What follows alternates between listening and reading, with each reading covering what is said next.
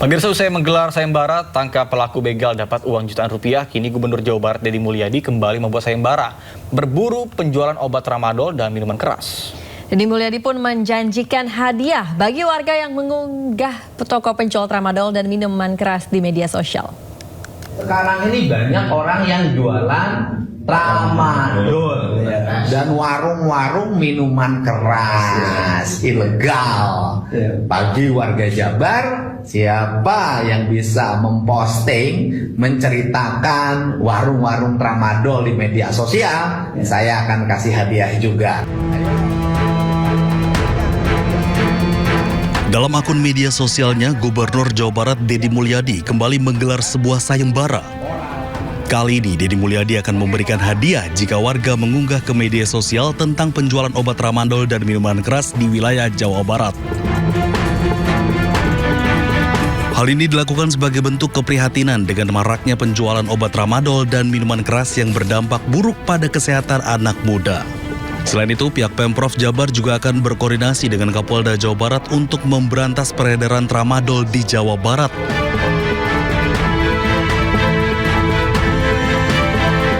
Menurut Deddy Mulyadi, pihaknya akan terus menyatakan perang terhadap penjual tramadol hingga peredarannya keluar dari Jawa Barat.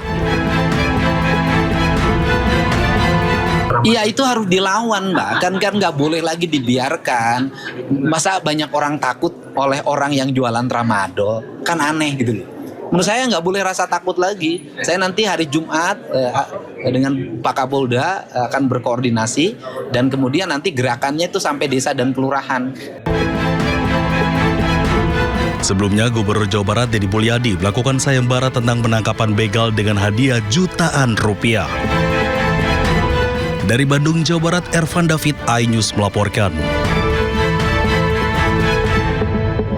Informasi lain pemirsa, ratusan senjata api ditemukan di ruangan mantan kepala yayasan sekolah swasta di kawasan Pondok Pinang, Jakarta Selatan. Tak hanya senjata api, di ruangan juga ditemukan narkoba, CD porno, serta alat cetak peluru.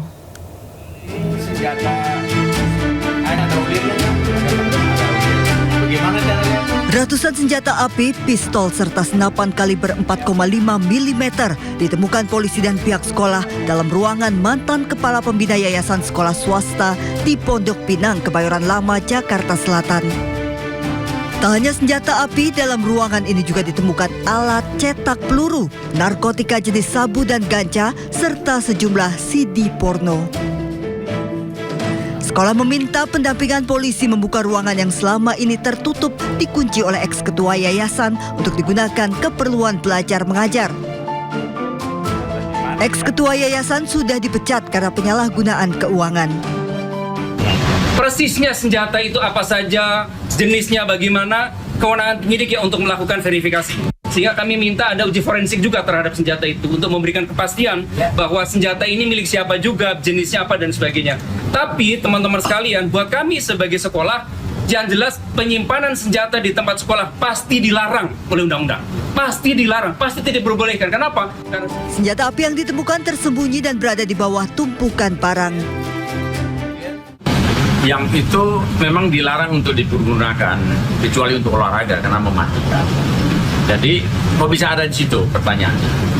Mereka buat silent di situ dengan cara menumpuk seperti barang biasa. Ternyata begitu saya buka, isinya seperti itu. Lalu tiba-tiba ada lagi yang lain, shotgun kaliber 1270.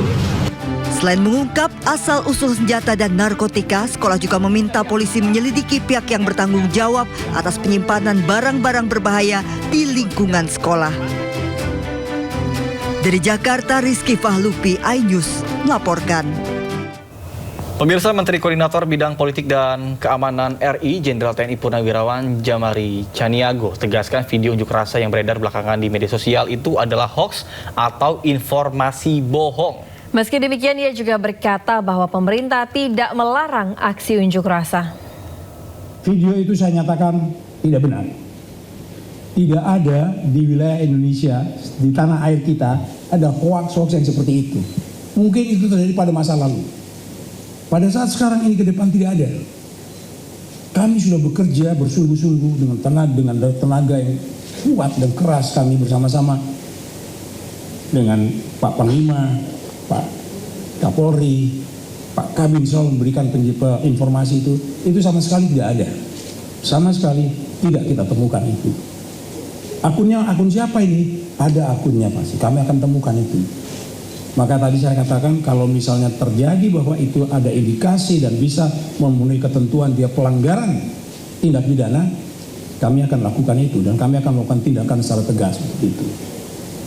Pemasangan pagar, nggak ada itu ya. Pemasangan pagar bahkan responnya dulu kepala daerah yang bersangkutan sudah menyelesaikannya, baik yang di Surabaya maupun yang di Jakarta. Tidak ada kaitannya dengan hubungan seperti yang digulirkan kabar-kabar yang akan datang, tidak ada. Jadi semuanya itu adalah kepentingan keamanan dari mereka sendiri dan itu pun sudah dianggap tidak memenuhi izin seperti yang dilakukan oleh beberapa tempat. Saya tidak mau menyebutkan mal yang mana ya, tapi kira-kira pemerintah daerah setempat sudah melakukan penertibannya. Aksi unjuk rasa tidak ada larangannya, ya tidak ada. Menyampaikan unjuk rasa adalah penyampaian pendapat dari masyarakat. Tidak ada satupun yang melarang untuk itu. Yang dilarang yang tidak diharapkan adalah soal tindakan-tindakan anarkis. Ya, tidak dengan anarkis. Kalau misalnya unjuk rasa dengan tertib menyampaikan kritikan, boleh-boleh saja.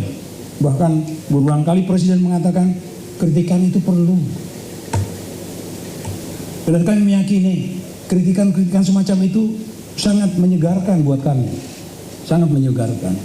Oleh sebab itu silakan unjuk rasa, tidak masalah. Selama tadi ya, tidak mengganggu kepentingan rakyat, masyarakat luas, selama dilakukan dengan tertib, tidak melakukan perusakan, tidak apalagi sampai dengan pembakaran seperti masa-masa lalu. Pemirsa, Dr. Tifauzia Tiasuma menyatakan mengakhiri keterlibatan aktifnya dalam polemik ijazah Presiden ke-7 Republik Indonesia Joko Widodo. Tifa merasa tugas ilmiahnya dalam mengkaji ijazah Jokowi telah selesai.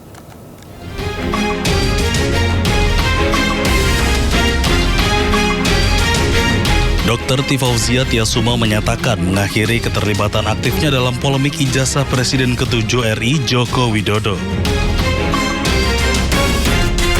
Dr. Tifa menganggap kajian analitis dan neuropolitika terkait ijazah yang ia lakukan sudah cukup sehingga ia memilih fokus pada bidang keilmuan kesehatan. Ia juga menyatakan tetap bersedia hadir apabila dibutuhkan sebagai saksi ahli dalam proses persidangan berkaitan kasus tersebut. Selama kurang lebih 450 hari juga saya sudah menjadi pelaku hukum di situ. Dalam hal ini saya sebagai saksi, lalu kemudian terlapor, lalu kemudian tersangka dan pada akhirnya menjadi terdakwa yang alhamdulillah pada tanggal 23 Juli 2026 ya, pada sidang yang sudah terjadi di Pengadilan Negeri Jakarta Timur, saya akan bebas dari segala dakwaan, alhamdulillah wa syukurillah ya. Itu adalah sebuah momentum di mana saya harus berpikir ya, saya harus memberikan keputusan kepada diri sendiri bahwa sekali lagi terkait dengan persoalan ijazah ya, bagian saya sudah saya tunaikan, jadi sudah cukup untuk saya. Meskipun menyatakan mundur dari perdebatan publik, proses hukum dan langkah uji materi atau pra-peradilan yang diajukan oleh tim hukumnya tetap berjalan di ranah peradilan.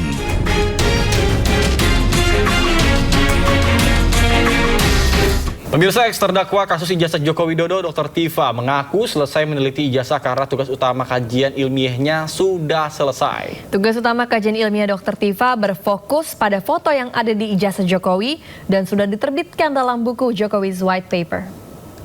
Semua tugas saya dalam penelitian terkait dengan ijazah yang dipaparkan oleh Bareskrim tanggal 22 Mei 2025 ini itu sudah selesai. Penelitian saya sekali lagi tepat Agustus tahun 2025 sudah saya bukukan, sudah saya launching dalam bentuk buku Jokowi's White Paper. Domain saya sekali lagi ini saya kan hijrah terkait ya, tapi dengan kan foto. Ya, kan. Jadi domain saya kan di foto ya, dan itu sudah menjadi bukti otentik secara hukum pada CLS Februari 2026. Pemirsa, ratusan atlet dan pelatih peraih medali PON dan Peparnas 2024 menggelar aksi di Pekanbaru. Mereka menuntut pemerintah Provinsi Riau segera membayar sisa bonus prestasi yang menurut mereka hingga kini belum diterima.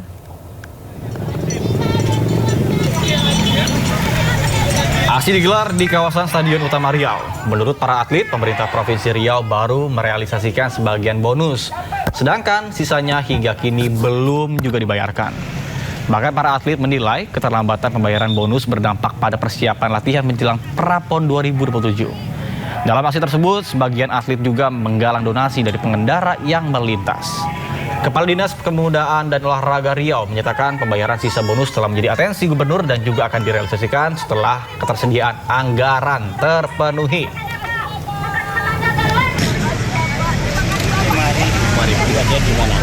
Kami berharap karena kami sudah berjuang dan itu adalah hak kami yang kami minta.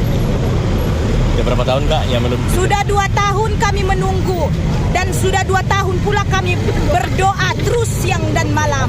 Nah persoalannya kita mungkin kawan-kawan tahu dengan keadaan keuangan kita yang memang tak memungkinkan saat ini. Nah sehingga ini terjadi penundaan untuk pembayaran. Nah artinya ini sudah menjadi atensi ya. Tapi kalau uangnya belum ada ya. Pemirsa, seorang pencuri kabel alami luka bakar usai terkena ledakan gardu listrik. Pelaku hanya bisa pasrah saat diseret warga dan diserahkan ke polisi.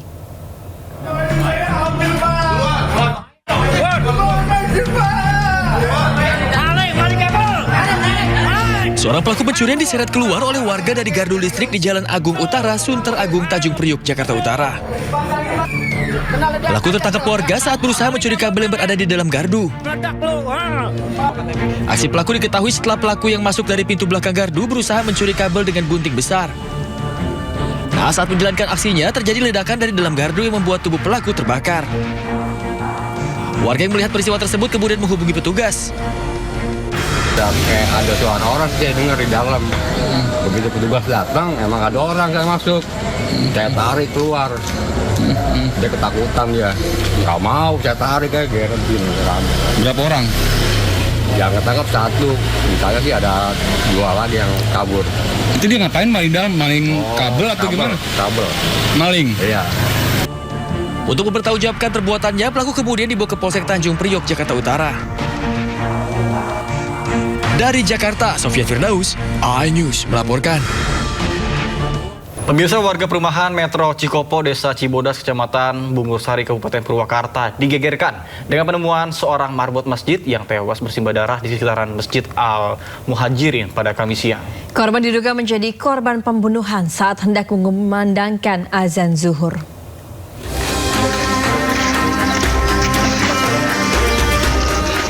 Suasana Masjid Al-Muhajirin di perumahan Metro Cikopo, Desa Cibodas, Kecamatan Bungursari, Kabupaten Purwakarta mendadak dipenuhi petugas kepolisian dan warga setelah ditemukan seorang marbot masjid tewas bersimbah darah. Korban diduga diserang saat hendak mengumandangkan azan zuhur. Hasil pemeriksaan awal, korban mengalami sejumlah luka bacok di tubuhnya yang diduga akibat serangan berulang menggunakan senjata tajam. Dari lokasi kejadian, polisi mengamankan sebilah samurai. Jenazah korban kemudian dievakuasi untuk menjalani visum guna memastikan penyebab kematian dan rincian luka yang dideritanya. Polisi menyebut identitas terduga pelaku sudah dikantongi setelah terekam kamera pengawas di sekitar lokasi. Yang diketahui terjadi pada pukul 12.30. Korban berinisial AS, umur 65 tahun. Ya. Motifnya Pak? Motif masih kami dalami, untuk pelaku masih sudah terbackup oleh CCTV. Ya. Iya betul, pada saat kejadian itu suara azan zuhur ya. Untuk korban ini dia marbot masjid atau bagaimana? Betul, pekerjaan korban sementara sebagai marbot masjid. Hingga kini petugas masih memburu pelaku dan memeriksa sejumlah saksi untuk mengetahui kronologi serta motif pembunuhan. Dari Purwakarta, Jawa Barat, Irwan, iNews melaporkan.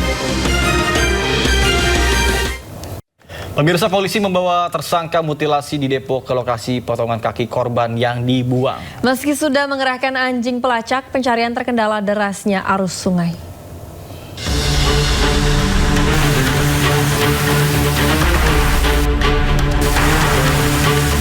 Menggunakan anjing pelacak K9, tim Subdit Resmo menyusuri Kali Licin, Pitara, Depok, Jawa Barat, Kamis siang. Di lokasi ini, tersangka mutilasi mengaku membuang potongan kaki korban. Polisi juga membawa serta pelaku untuk menunjukkan lokasi pasti. Bersama dengan tersangka, polisi juga menyusuri sejumlah titik di aliran sungai. Namun pencarian menemui banyak kendala yang memungkinkan potongan tubuh sudah terbawa arus sungai yang deras. Untuk sementara masih proses, karena memang ada kendala dari kami adalah untuk waktu penemuan mayat sendiri itu 4 Agustus, sedangkan waktu pembuangan mayatnya itu 23 Juli 2026. Jadi sudah ada range sekitar 1 minggu lebih, yang kemudian sempat dalam 1 minggu itu ada hujan, jadi untuk arus sungai sendiri agak deras. Tersangka mutilasi mengaku membuang potongan kaki korban dengan dibungkus plastik hitam setelah lebih dulu membuang tubuh korban di tanah lapang. Dari Depok, Jawa Barat, Iyung Rizky, iNews melaporkan.